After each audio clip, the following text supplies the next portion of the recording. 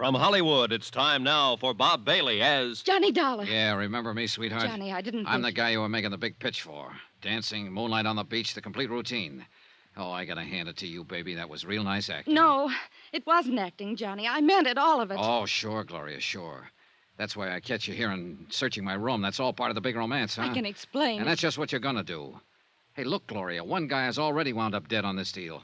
I've got a strong hunch I'm number 2 man on the list. And this baby I do not want.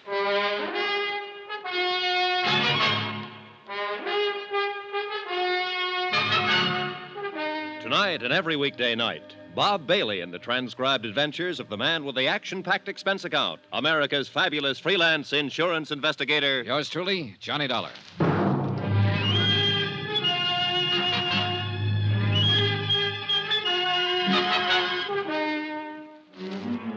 Santo Tomas, Mexico. Expense account submitted by Special Investigator Johnny Dollar. To the Home Office, Northeastern Fidelity and Bonding, Hartford, Connecticut. The following is an account of additional expenses during my investigation of the Alvin Summers embezzlement of $75,000. Item 9, $17.60, business entertainment for one Gloria Harris. Believe it or not, I wasn't going to put that item on the account because I figured it might just possibly be a private romance. But when I caught Gloria searching my hotel room, I knew she tied into the deal somehow.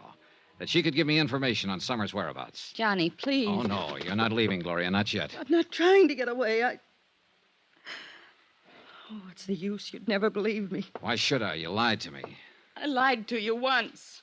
Only once. When I told you I'm here on a vacation. I'm not. Surprise. The truth is I'm stranded down here. Stranded? Oh, sure. That's why you're staying at the Playa del Mar, the most expensive hotel in town. I don't mean no money. I mean no passport. Oh. It's true. You got a cigarette, Johnny? Yeah, here. Thanks. Yeah. I've been stuck in this ratty town for 4 months now. Just hoping every day that I could figure out some way or find somebody to help me get back to the States. How come you picked this town? Assuming I believe you. Because I heard that fugitives from the States sometimes came here. I've been drifting around for a year, from place to place. I guess I thought my luck had changed here. Well, it hasn't. How'd you lose your passport in the first place? I'll tell you if you really want to know, Johnny. Personally, I'd rather skip it. It's a long story, not a very pretty one. And it's all in the past. Let's just say I made a mistake about a guy. Okay, Gloria, okay. But there's one little item you haven't told me. Why you were searching my room just now. Because I was trying to find out something about you, Johnny. The reason why you're down here. Why? So maybe I could make a deal with you. Deal? You help me get a passport. And I'll help you. How can you help me? You're looking for Alvin Summers, aren't you? Oh, am I? 6 months ago, he embezzled $75,000 up in the States and took off. Go on. You came down here to find him. You're an insurance investigator. Keep talking. That's all. That's it. Now maybe you wouldn't mind telling me how you know all of... Oh, sure. That report in my suitcase. And the picture. Alvin Summers, I know him. I can help you, Johnny. Where is he? First, I've got to know if you'll help me. The passport? The passport. Well, what do you expect me to do about that? In your business, Johnny, you must meet a lot of people, all kinds. Maybe one of them has an extra passport or two for a price, maybe. All right, I'll see what I can do. That the best you can say? That's the best. Take it or leave it. All right, I'll take it. I haven't any choice. Now, about Alvin Summers. I'll take you there, to Summers' place. Where is it? Down the beach, about a mile below town. Then into the jungle a little way. How come you know where it is? I met Alvin Summers a couple of months ago. Here in Santo Tomas? Yeah. I went there once for dinner. Okay, you take me there, Gloria. First, I'd better go up to the hotel and change. The country's pretty rough on clothes. Okay, I'll meet you at your hotel in half an hour. Johnny, I only lied to you about one thing. The reason I was down here. The rest of it I meant. Last night, on the terrace and on the beach. I meant all of it. Really, Johnny. And I mean this. You know, I'm kind of glad you told me that. See you in half an hour.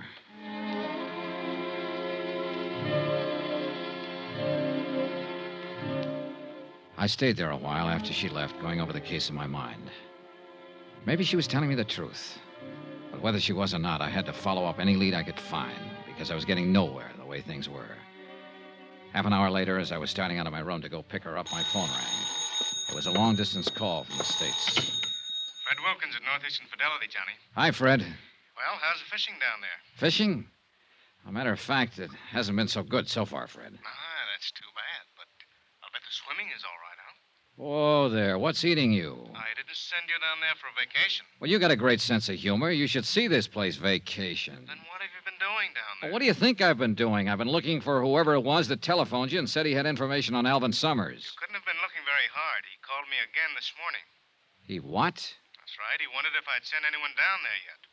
Hey, look, Fred, this guy is not easy to find, believe me. And I think I know why. Obviously, somebody doesn't want him to talk, and that somebody could be Alvin Summers, about one jump behind him. Summers, you think he's around there? Could be. I'm leaving right now to find out. I've got a lead on where he lives. There's somebody at the door. I'll call you when I get anything. Do that. Brother, fishing yet.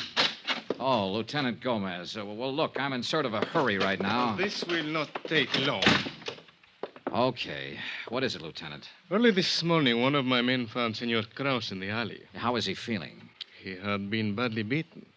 He would not tell us anything, but it was fairly obvious who had done this to him. So, the last time we talked, Senor Dollar, I warned you not to attempt to take the law into your own hands. Now listen, Gomez, if you think I'm going to take a pistol whipping like he gave me and not do anything about it, you Do gotta... not misunderstand. I care nothing about Krause personally or what happens to him. I'm thinking about something more important. For instance? You are looking for Alvin Summers, a man who quite obviously does not want to be found. So? So when you find him, it is quite possible that there will be trouble. Granted. But let's face a few facts, Lieutenant. You and your boys can't help me. You're in charge of the Santa Tomas police force, all 2 men. And I imagine you've got a few other things on your mind besides an embezzler from the States and an insurance investigator. That may So well that be means true. I've got to do it on my own. Very well, Senor Dollar. This morning I attended the funeral of Benito Enscanza, who was killed because he had information about Alvin Summers. If you find Summers and take the law into your own hands again, I fear I may have to attend another funeral. Yours. That's what I liked about Gomez. He was the cheerful type. Well, I picked up Gloria at her hotel and we headed for Summers' place. We walked down the beach about a mile below town. The beach kept narrowing as the jungle crowded closer and closer to the water. This place is in from the beach a ways. There's a little path pretty soon that leads in. You could walk right by it and never see it. Here it is. And that's just what we'll do. Hmm? Walk right by it. I don't want to lead anyone else here. There's nobody else on the beach. I'm not talking about the beach. That's a regular jungle in there. 20 people could be watching us, so we'd never see them. Oh, I guess so. Okay. Now we'll go in here, then work our way back to the path. Brother, this is pretty thick in here. Yeah. Oh, when you're walking through thick brush like this, you always feel like somebody's watching you. Imagination gets pretty strong sometimes. I think it's a little more than imagination. What do you mean? Stop a minute. Listen. I don't hear him. Shh. Johnny. Yeah, somebody's tailing us again. Look, keep moving straight ahead. I'm going to circle and see if I can intercept him. All right, but be careful. Gloria moved on, and I started circling to the right. Every few seconds, I'd stop and listen. Yeah, he was still there. I pegged the direction of the sound and started edging toward it slowly. Then my foot caught on a butt. I scrambled to my feet and kept going in the same direction. There was a small clearing ahead. I reached it, stopped, and listened. Nothing. Whoever I was chasing seemed to know the country better than I did. He'd disappeared. I caught up with Gloria a couple of 100 yards farther along the trail. Any luck, Johnny? No. Whoever it is pretty good at keeping out of sight. Are you sure it was a person? Might have been some kind of animal. Yeah, maybe. You can see a corner of Alvin Summers' hut from here. Past that big tree. Yeah, come on. And stay behind me. All right. If there's any trouble. You think there will be? Look, A guy who's this careful about hiding doesn't usually welcome visitors. Quiet now. No sign of life. Keep back against the wall. I'm going to open the door.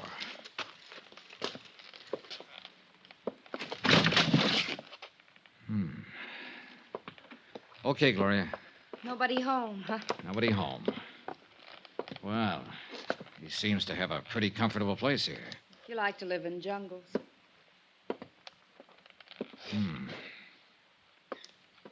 Yeah. What? Looks like he hasn't been around for several days. Oh? The food in these cupboards, pretty moldy. Yeah, I guess they've cleared out. They? Uh-huh. He and whoever was here with him. What makes you think someone was? For one thing, 2 sets of dirty dishes over there. Maybe he just wasn't neat. He'd have to have been awfully neat to use 2 toothbrushes and 2 kinds of toothpaste, and 2 people have been eating at this table. See the crumbs? Maybe there's something around here that could give you a clue to where he might be now. Maybe. If he's still alive. What do you mean? You think he isn't? Oh, I don't know. But if somebody else was living here, too, it could mean he had a partner in this deal. And it's a funny thing about that kind of playmates. Sooner or later, they start quarreling about who's going to hold the marbles. $75,000 worth in this case. Johnny, if he is dead, that leaves you nowhere. Maybe not. Hey, listen. What? Yeah. Sounds like our shadow is somewhere outside. Keep talking, Gloria. Normal tone. I'm going out the back way and see if I can spot him. Why don't you look around the hut, Johnny? Gloria kept up a line of patter while I slipped out the back door and into the brush. I listened. Do you want me to do anything? Nothing but the sound of Gloria's voice. Johnny? He had to be somewhere near. But where? I worked my way around to the front of the cabin, still under cover. No sign. I kept on around the other side. Then, as I started to climb over a fallen tree trunk, I saw a shadow out of the corner of my eye. Hold it.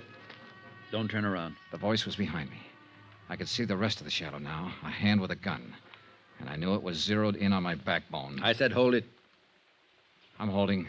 Drop your gun. Kick it backwards, quick. Hey, look, whoever you are... Don't turn around. Okay. And don't try to move. Mind telling me... Keep your eyes straight ahead. Any move at all, it'll be your last.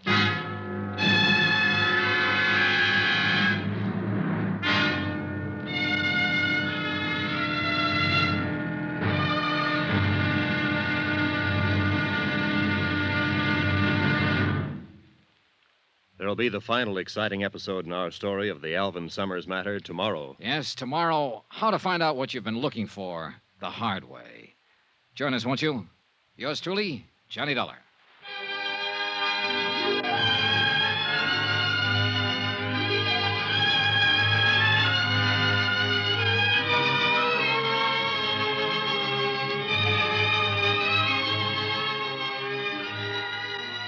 Yours truly, Johnny Dollar, starring Bob Bailey, is transcribed in Hollywood. Written by Robert Reif, it is produced and directed by Jack Johnstone. Be sure to join us tomorrow night, same time and station, for the next exciting episode of Yours truly, Johnny Dollar. Roy Rowan speaking.